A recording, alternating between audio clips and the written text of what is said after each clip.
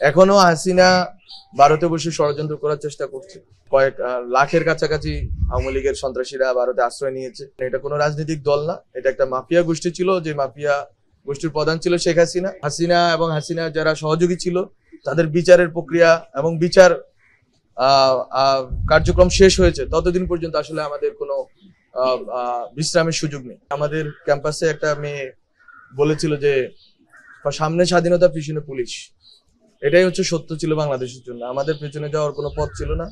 আমাদের পথ ছিল একটাই, যে কোনো মূল্যে হাসিনা পতন এবং এই ফ্যাসিবাদী ব্যবস্থার বিলোপ ঘটানো এবং একটা নতুন রাজনৈতিক বন্দোবস্তের কথা আমরা বলতে চেয়েছি, যেখানে আসলে কোনো মানুষের মানবাধিকার লঙ্ঘন হবে না, সন্ত্রাস, জঙ্গি এসব বলে কাউকে গুম করা হবে না, কোনো ফ্যামিলি মেম্বারদেরকে এইভাবে 12 বছর 14 বছর অন্ধকারে রাখা হবে না, যে আসলে কেউ জানতেছেই না যে আসলে তারা কোথায় আছে। তো আমাদের চেষ্টা আমরা অব্যাহত রাখবো, আমরা যতদিন আছি আমাদের সরকারে, যে আমরা যাতে আপনারা যারা ভিকটিম ফ্যামিলি আছেন তাদেরকে তাদের পক্ষ থেকে সরকারের যে উদ্যোগগুলো আছে, যে আইনি লড়াই আছে, যারা পারপেট্রেটর ছিল, যারা এখন অপরাধী আছে তাদেরকে গ্রেপ্তার করা থেকে শুরু করে আরো বিস্তীর্ণভাবে এই জিনিসটা জানার চেষ্টা করা, যেটা অনেকে বলেছেন যে আসলে কোন কোন এরিয়া থেকে গ্রেপ্তার হয়েছে। আমরা আরো স্পেসিফিকে যাওয়ার চেষ্টা করতেছি এবং আপনাদেরকে বলেছি যে এই সময়সীমা বৃদ্ধি করা হয়েছে। আশা করি যে সকল বাহিনী এবং যে সকল বাহিনীর সদস্যরা এখানে জড়িত ছিলেন তাদেরকে বিচারের আওতায় আনা হবে এই সরকারের আমলেই। এবং এই বিচার প্রক্রিয়া কিন্তু আজকালের নয়। তো এই ক্ষেত্রে আমি বলতে চাইবো যে এখানে অনেকেই গুমের শিকার ফ্যামিলি আছেন যারা বিএনপি রাজনীতি করেছে। আসলে বিএনপি, জামাত, ছাত্র, আলেম, ওলামা, মাদ্রাসা স্টুডেন্ট কেউ আসলে আলাদা না, সবাই হাসিনার ভিকটিম ছিলেন। এখনো হাসিনা ভারতে বসে ষড়যন্ত্র করার চেষ্টা করছে এবং ভারত খুবই আনফরচুনেটলি এই হাসিনা এবং তার যে সন্ত্রাসী বাহিনী ওদেরকে আশ্রয় দিচ্ছে। আমরা শুনতে পেয়েছি কয়েক লাখের কাছাকাছি আওয়ামী লীগের সন্ত্রাসীরা ভারতে আশ্রয় নিয়েছে। তো আমরা মনে করি এটা বাংলাদেশের মানুষের যে গণতান্ত্রিক লড়াই আছে, গণতান্ত্রিক অধিকারের জন্য যে গত 15 বছরের যে লড়াই এখানেই আমরা দেখতে পাচ্ছি যে 1,500 2,000-এর মতো মানুষ গুমের শিকার হয়েছেন, 3,000-4,000 মানুষ এক্সট্রা জুডিশিয়াল কিলিং এর শিকার হয়েছেন, জুলাই 2,000-এর কাছাকাছি স্টুডেন্ট শহীদ হয়েছেন। তো তাদের যদি মর্যাদা আমাদের প্রতিবেশী রাষ্ট্র না দেয়, আমরা মনে করি এটা আমাদের জন্য খুবই দুর্ভাগ্যজনক। বাংলাদেশের গণতান্ত্রিক লড়াইয়ের ক্ষেত্রে গণ অভ্যুত্থানের পক্ষে একটি প্রজন্ম, একটি জনগোষ্ঠী দাঁড়িয়ে গেছে। এখানে আওয়ামী লীগ শুধুমাত্র বাংলাদেশের জনগণের শত্রু। এই ভিন্ন এর কোনো পরিচয় নেই। এটা কোনো রাজনৈতিক দল না, এটা একটা মাফিয়া গোষ্ঠী ছিল। যে মাফিয়া গোষ্ঠীর প্রধান ছিল শেখ হাসিনা।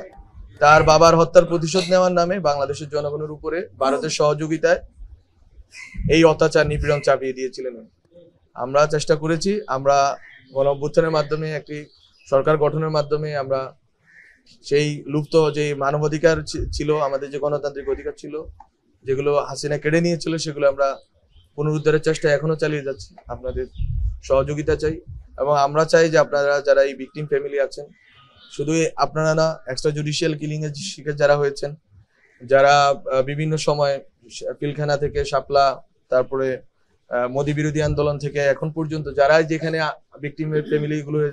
ভিকটিম হয়েছেন হাসিনার অত্যাচার, নিপীড়নের, ফ্যাসিজমের, আপনারা সবাই ঐক্যবদ্ধ থাকবেন এবং আপনাদের সাথে আমরা থাকবো।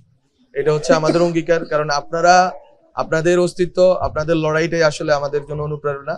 এবং আপনারা যদি থাকেন, মাঠে থাকেন, আমাদের সাথে থাকেন, আমরা আপনাদের সাথে থাকি, তাহলে বাংলাদেশে গণতান্ত্রিক যে অভিযাত্রা তৈরি হয়েছে এটা সফল হবে এবং আওয়ামী লীগের যে ফ্যাসিজম আছে এটা ফিরে আসার পথ রুদ্ধ হবে। কোনোদিন আর আওয়ামী লীগকে আমরা এই দেশে রাজনৈতিক ভাবে এখানে দাঁড়াতে দিব না। এটা হচ্ছে আমাদের অঙ্গীকার।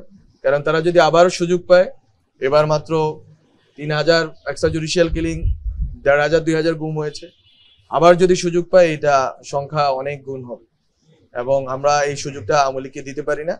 আমাদের যারা এই নিপীড়নের শিকার যারা আছে, বিএনপি, জামাত, আলেম, ওলামা, ছাত্র, যেই হন না কেন, আমাদের সবাইকে অন্তত একটা পয়েন্টে একমত থাকতে হবে যে গণতান্ত্রিক বাংলাদেশ গড়তে হবে।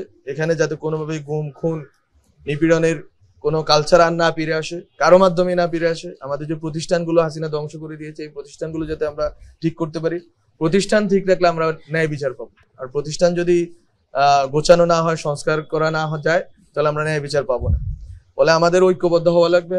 শেখ হাসিনা ফ্যাসিজম এবং শেখ হাসিনা ফ্যাসিজমকে যারা দেশের বাইরে থেকে যারাই সহযোগিতা করেছে সবার বিরুদ্ধে আমাদের ঐক্যবদ্ধ থাকতে হবে এবং আপনাদের সাথে আমরা থাকবো। আমি আপনাদের এই কথাগুলো যখন শুনতেছিলাম আমি আসলেই খুবই আবেগ আপ্লুত হয়েছি, কারণ আসলে এই লড়াইটা আপনারা করেছেন বলে এবং আপনারা মাঠে থেকেছেন মায়ের ডাকের ব্যানারে, আপনারা মাঠে থেকেছেন বলে আসলে এই লড়াইটা আমরা শেষ পর্যন্ত 12-14 বছর পরে এই লড়াইটা আমরা সফল করতে পেরেছি এবং হাসিনা বিদায় হয়েছে। ফলে আমরা মনে করি আপনাদের মাঠে থাকা এখনো জরুরি। যতদিন না বাংলাদেশে গণতান্ত্রিক অধিকার আমাদের গণতান্ত্রিক অধিকার আমাদের জন্য শক্তিশালীভাবে প্রতিষ্ঠানগুলো দাঁড়াচ্ছে, গণতান্ত্রিক অধিকার আমরা পাচ্ছি এবং হাসিনা আসার পথ রুদ্ধ হচ্ছে এবং হাসিনা যারা সহযোগী ছিল তাদের বিচারের প্রক্রিয়া এবং বিচার কার্যক্রম শেষ হয়েছে, ততদিন পর্যন্ত আসলে আমাদের কোনো বিশ্রামের সুযোগ নেই। আমাদেরকে অক্লান্তভাবে কাজ করে যেতে হবে যাতে আমরা বিচার করতে পারি, যাতে আমরা সংস্কার করতে পারি এবং রাষ্ট্রকে পুনর্গঠন করতে পারি। যদি রাষ্ট্র পুনর্গঠিত হয় তাহলে আমি মনে করি এবং বিচার যদি হয় তাহলে আপনারা খুশি হবেন। আপনাদের যারা হারিয়েছে, যারা স্বজন হারিয়েছে তাদের যে আত্মত্যাগ আছে সেই আত্মত্যাগ মূল্যায়িত হবে এবং এই রাষ্ট্র যারা আপনাদের এই যে যারা আপনাদের পরবর্তী প্রজন্ম আছে, যারা আমাদের গুমের শিকার তারা অন্তত একটা ভালো রাষ্ট্র পাবে, যে রাষ্ট্রে তারা কোনো নিপীড়নের শিকার হবে না। আমি মনে করি যে এই অঙ্গীকারটা আমাদের সবার থাকা উচিত এবং আমরা ছাত্ররা যারা দায়িত্বে আছি আপনারা যে কোনো সময় আমাদেরকে রিচ করতে পারেন।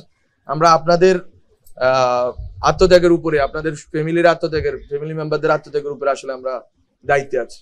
সুতরাং এই কথা আমরা সবসময় নিজেদেরকেও মনে করিয়ে দিতে চাই, আপনারাও মনে করিয়ে দিবেন এবং আপনারা যে কোনো সময় যে কোনো সাহায্যের জন্য, যে কোনো সহযোগিতার জন্য আমাদেরকে সাথে পাবেন।